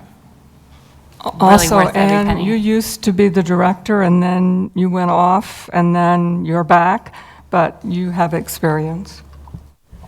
I used to be the president too, so when I first joined it, it was like I joined because there was no representation from Missoula at all, and I said that I was interested, and so they elected me to be on it. And it was like being immersed in all this knowledge that I could not even fathom trying to put it in my tiny little pea brain. But for all intents and purposes, MTSBA has good things and MTSBA has bad things, just like we all experience in life. And you have to take the good with the bad sometimes. But the good that they do is overwhelmingly more than the bad that they do, except in some circumstances. And I don't want to get into those, but I think that we don't come up and associate ourselves with other double A's at all. And I think that that's a mistake on our part. I think that what we should do is, if we have we have a year and a half now before the next legislative session. We can come up with a resolution that maybe all the other double A's would sign on to. And that say, I don't know what it would be, but of course it would be about education, but I don't know what that picture would look like. But I think that if we use that piece of that way of trying to get to the legislature, I think we'd be much better. And I think unfortunately the dues are a lot, and we don't use all of their perhaps what's the word I'm looking for here? Services. All their services, but that doesn't dissuade the fact that they're a great advocacy for us for the legislative session. And I don't think we could get another lobbyist, which is basically what they're doing. They're advocating for us as an educational group, but we couldn't get a lobbyist for any less money than they charge us every year. Vice Chair of Garris. So I don't disagree with anything y'all have said. You all are plugged into to the group more than I am, but my concerns are a couple. One, our superintendent has concerns, and start and stop, that's a big problem for this school board. We can all have our positives or negatives of it, but if our superintendent has a problem with the organization, those need to be fixed. And my frustration is, and it's one that I brought up in our retreat, is that today marks 5 years I've been on this school board, and Lance has never been in this building once that I know of. He's never come and sat in front of this school board. He's never talked about the benefits of the organization. I've never shook the man's hand in 5 years. But he sent us an email to say, hey, you guys should put it on your agenda and spend 10 minutes talking about the MTSBA and about the benefits of it. Well, why don't you come over here and tell us what the benefits of your organization are firsthand, instead of just sending us an email and saying we should discuss it? That's my first problem. I'm a sales guy. I own a private company, and if I'm getting money from somebody, but I haven't went and talked to them in 5 years, are you kidding me? That's ridiculous. He should be embarrassed by that. He really should. That's the first problem. The other issue is this is a lot of money, and the advocacy is good, but it's impossible when we as a school board have talked about the state needs to change their funding model. How we fund things has to change. There are counties that are givers, and there are counties that are takers in this state. There are. And it's impossible to represent both of those things. If there's a true, you can go and you can advocate for funding for education in general, and that's great, and that's pretty much what we get on board with them. However, if we're going to truly change the model of how we're funded and then advocate for that, there's no way that organization can advocate for the benefits for the taker counties and the giver counties. It's just impossible. So those are things that we have to seriously consider, no matter how long Lance has been doing this in Helena and how many people he knows and how long it's been. So those are my biggest concerns and frustrations. And honestly, until I meet the man and he comes here and tells us in person what the benefits of his organizations are, I don't see why I would vote for him. I really don't. It just seems to me that we need to invite him. Should we have to? We pay him. Trustee Walsh. Okay, so Jeff, those sentiments you're saying, like, if you want money, you better show up. Okay, this year in the legislative session, the legislature tried to get rid of Lance. They tried to say that taxpayer-funded advocacy should be done away with. They said if school districts want money, trustees should be here. All the trustees in the state should show up and let us know that their district needs money, and that's how we should fund schools, which It's the only non-paid elected position, so you don't have people who are being paid to be in Helena to show up. I mean, we did a ton of Zoom. Arlene was there. We did a ton of showing up over Zoom to give testimony, but I think it's similarly, the legislature is looking for any reason not to give us money. Even looking at this summer, the decennial study coming up, what they just passed a bill for was that trustees no longer have a seat at that table. So we used to be part of the decennial that every 10 years they look at the school funding model.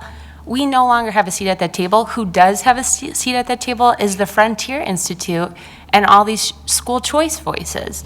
So I think if we got rid of, if we were to say we don't want to be part of this really effective advocacy group, I think we're shooting ourselves in the foot. To do any changes like getting safety or technology baked into the school funding model, we have a chance this summer to really advocate for that. I've already been up Lance's pocketbook being like, you've got to, this is like the big thing. We have to be loud about this. So I think like that he is our most effective channel at the table where decisions are being made that we don't any longer have a seat at. So I think, yes, we should invite him here, but the legislature feels the exact same way about giving any pennies to school districts, that we should be there in person in Helena. And we all have kids in the district. We can't be spending 3 months in Helena begging for the pennies when there are lots of paid lobbyists who are getting those pennies out of our pockets. Trustee Wake. If that's what it takes to have everybody, to be an up force, in-person kind of thing, then I'm more than willing to go over there and sit and be an advocate that way. But see, we as board members can't advocate. We are restricted from advocating for that, except going in and giving public comment. So we have to remember that too. That's the other reason why Lance can go and do this, because he can go and do it. But I'm not saying it's a fair thing that he's not come over here. That's not, that he is not paying any attention to any board that is in the state. Because I think he does in his own way. And I think that he sends representatives out. Like we had Deborah Silk come here and do our, what is that called? Strategic planning. And she is like the vice executive director. I mean, the assistant executive director. So I think, but they don't, you have to remember they're a small group of people and we're in a very large state. And they put a lot of miles on their cars trying to get all those to encompass everybody and make it so it's really equal. But there are good things about it and there's bad things about it. And like I said, I just think that we need to be more ardent about what we really want. And if we don't say what we want, then it's our fault. It's not somebody else's fault, it's our fault. If we don't follow through, it's our fault. Trustee Walsh? I do think we should put more pressure on them to represent the double A's. It's the tiny school districts have their own representation. It's the MREA. So I do think there is a void in which the AA districts have. I mean, if you watch the session, they are looking for every opportunity to cut AA districts funding at every opportunity. They think they don't want us to run levies. I mean, the amount of bad bills we stopped this year was incredible, but I do think that is something we could continue to put pressure on. I don't know if MTSBA is going to be that voice for AAs. It almost seems to me that camps could expand to include, like MREA, a AA strong advocacy voice. So when do we have to vote on the dues? When is that? When are the dues due? July 1st. So it would be next month? Do we want to take that as an action item, or how do you want to do have another conversation, another information only, or do an action item and then do the vote? You really, I think what Arlene was saying is you're about a year out, because the part of our dues are belonging to MTSBA, and I don't mean to jump in, sorry. No, I just was suggesting that, I mean, this has nothing at this point to do with MTSBA, but just to me, to tell someone that you're not renewing this close to the time would seem like a very difficult thing. So I was saying that I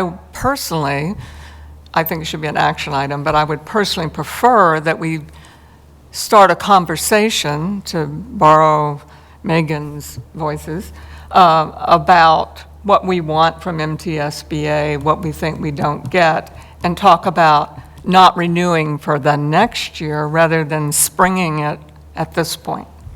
But we still need to vote on it. And I'm happy to vote at the next meeting, but. And that's what I was going to add, is that those insurance plans, the unemployment and the work comp plans go through MTSBA, and you would need to plan to switch in the form of a formal bid, and so that's not going to happen by the time we renew. So renewing continues the insurance plans to July 1st. So that's the big part of it. Trustee Mercer? Does requesting a bid for that cost us much money to do, much of your guys' time? I mean, to me, I'm looking for a warning shot. That would be a warning shot, is if we say we'd like to put out a request. We don't have to do it, but that would be a warning shot that we are concerned. The last time we did it for the policy that was offered, the general liability policy offered through MTSBA, we hired a consultant insurance expert. That was the only fee. So, and it wasn't expensive, and it was really worthwhile to have that consultant. Trustee Wake? Are we still getting money from them for their, what was it, insurance or workman's comp? We get a work comp credit each year, and then that just goes back towards the work comp? it does. And how much is that? I think this year is $65,000 offset the premium. And how much is our dues? Our dues are $26,000, I want to say, but I'm spitballing. I think we pay about $700,000 in work comp premium. But our dues themselves is how much money? I think about $26,000. Okay. And out of that, we get $65,000. I mean, That's against the work comp premium. right, I know, but we're still getting something back and all of the things that our Right. membership is allowing us to have. Yeah, it's a pooled insurance program, so they have credit, yeah. Right. One more thing, please. I think Arlene brought this up because I think we need actually to discuss this, and I think that and it's important to discuss it before our dues come due. I was hoping that maybe it would have come for a discussion sooner than this, but it didn't, and I think that what we need to do is fire a warning shot across the bow and say, we're paying our dues this year, but it's with the caveat that we are really discussing the fact of where we want to proceed for the future. All right, so we'll add it to the agenda item for June for action item. But I agree and think that we need to really look at what Mr. McHugh said in terms of the insurance, et cetera. Superintendent Hill? Oh. Well, I guess, so would I suppose putting out a request for proposal, that would just be an internal administrative thing that doesn't require a suggestion by the board, so, okay.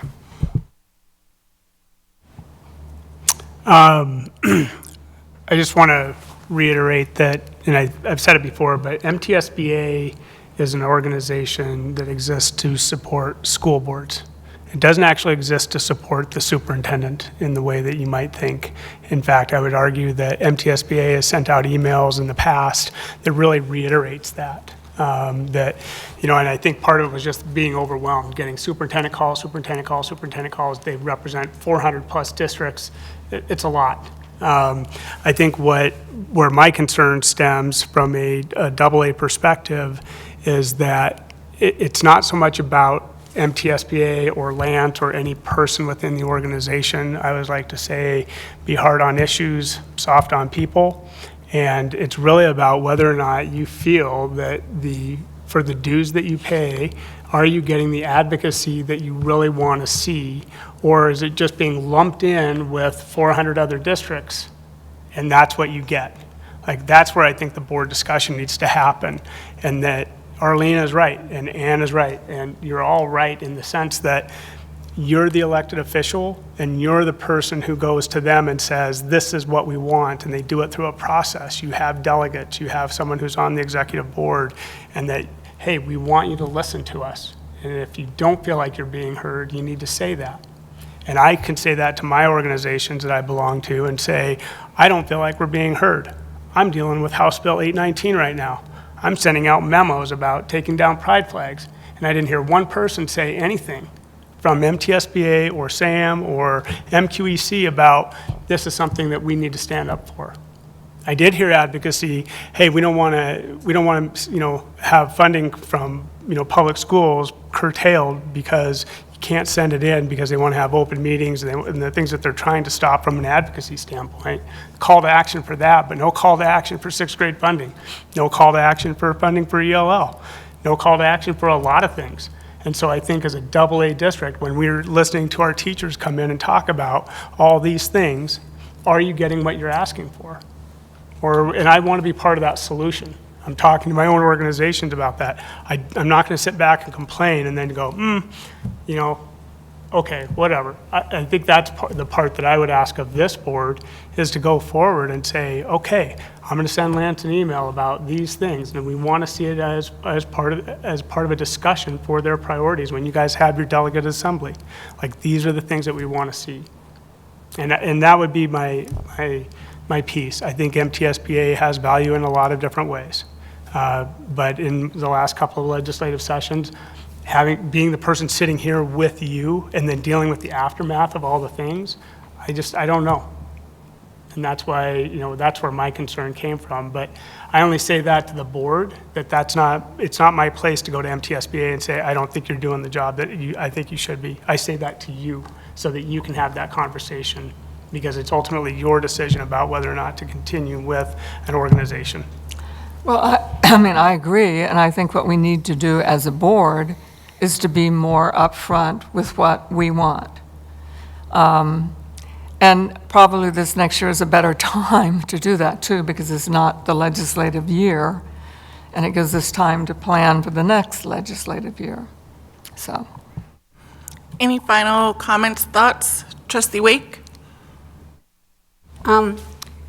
This group that's going to meet, I forget their names, the committee about the bicentennial, whatever it's called.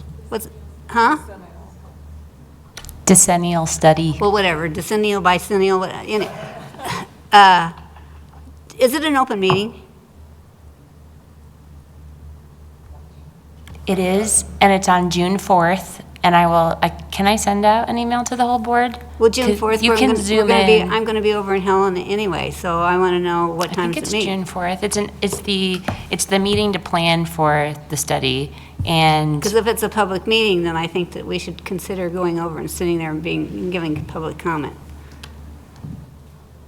That's just my 2 cents. yeah, I'm going to be there already because of the thing they're doing before that, and then our meeting as delegates and the annual meeting, and so, but I've not been told that I can do that, so. If it's only in the planning stage, I think it would be more effective if we went to an actual meeting where they're talking about what they want to be doing, because then that way we're giving our input about what they're doing, and if we can ask for an agenda, then we can be more prepared for it. But I think that's gives us a foot in the door, so they know that we're going to not sit still this next legislative year. Especially if they claim that all the trustees should be sitting, watching them when they make their decisions. Trustee Walsh? okay, it's June 4th from 1:30 to 5 p.m. It's at the State Capitol Room 102, but you can zoom in. And what they're going to do, it's an organizational meeting for the commission to meet, review House Bill 153, which I think is the one that kicked trustees out of that committee, and background materials, adopt a work plan, discuss the Innovation and Excellence in Education Working Group, and select presiding officers. It is, you can watch it, or you can go in person, and you can make public comment at this meeting. So even just, I think, I'm signed up to make public comment. I'm going to push that this study figures out how to bake safety and technology into our funding formula, it's unsustainable to ask districts across the state to keep putting those out for levies when they're critical. The state's telling us we have to do state testing on laptops and then not providing funding for those laptops. You have to ask your community. I think that's a thing every single district in the state can get behind. All right, so that was information only. Is there any public comment on this agenda item? Seeing none, all right, we'll now move on to item B, which is to declare the high school trustee District C vacant and start the process of filling the vacancy on the board. So we received the letter of resignation on the 27th of May. We posted it, and the deadline to submit applications will be July 10th. And then on July 15th, we will start the interview process and appoint a trustee. Is there any questions or comments about this seat? It is a high school board motion, so is there a high school trustee? Moved by trustee Wake. Is there a second? Vice Chair of Garris, second. Any final trustee comments? Any public comment? Seeing none, all trustees in favor for declaring the seat vacant, please indicate yes by raising your hand. Unanimous, all trustees present. All right, next up, I want to thank her for being so patient with us. But now we're on to issue certificates of election and administrate the oath of office. And so I'll go ahead and turn it over to Mr. McHugh and Ms. Lipkin. All right, thank you. So this is kind of a fun agenda item, and we have 3 candidates elected by voters, 2 elected by acclamation. Trustee Oldperson, Trustee Witcher, Trustee Witt, and Trustee Wake were all elected to 3-year terms. And then Trustee Davy was elected by acclamation to serve out the remaining 1-year term on the District D seat. And the certificates of election must be issued within 25 days of the election, which is May 30th.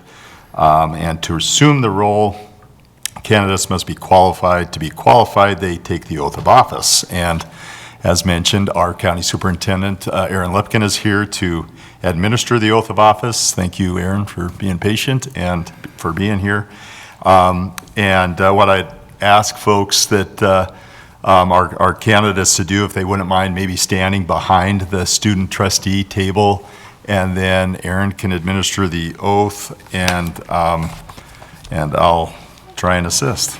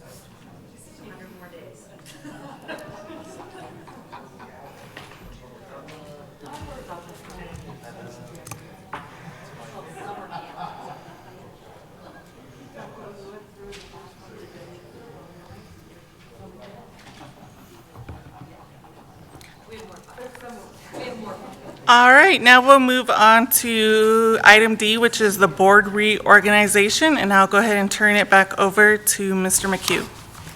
All right, so our practice is to elect the board chair by nominating without a second, and I'll accept nominations, and they'll be listed in alphabetical order by last name.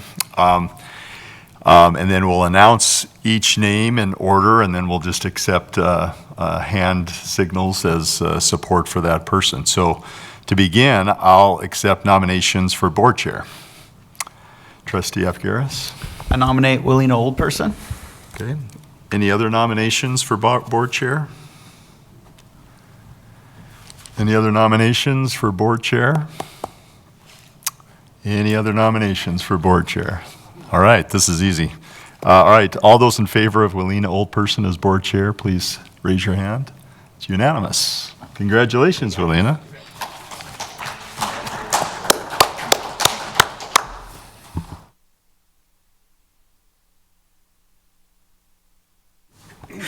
Thank you. All right, next up will be to ask for nominations for the elementary vice chairperson. So is there any nominations for vice chairperson? I nominate Jeff F. Garris. Inspector F. Garris.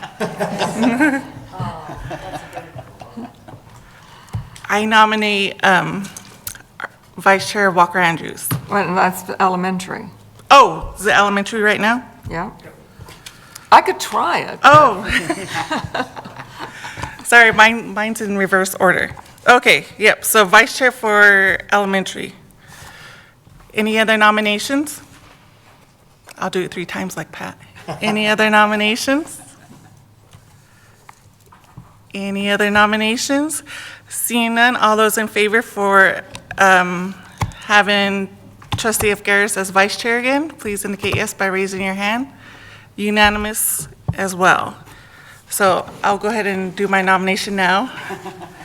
I'd like to nominate Vice Chair Walker Andrews as Vice Chair for High School District. Any other nominations? Any other nominations? One more time for Pat. Any other nominations? All those in favor for approving Vice Chair Walker Andrews as Vice Chair again for high school, please indicate yes by raising your hand. Unanimous to all trustees present. And now this will be a full board motion to appoint a clerk for 2025, 2026.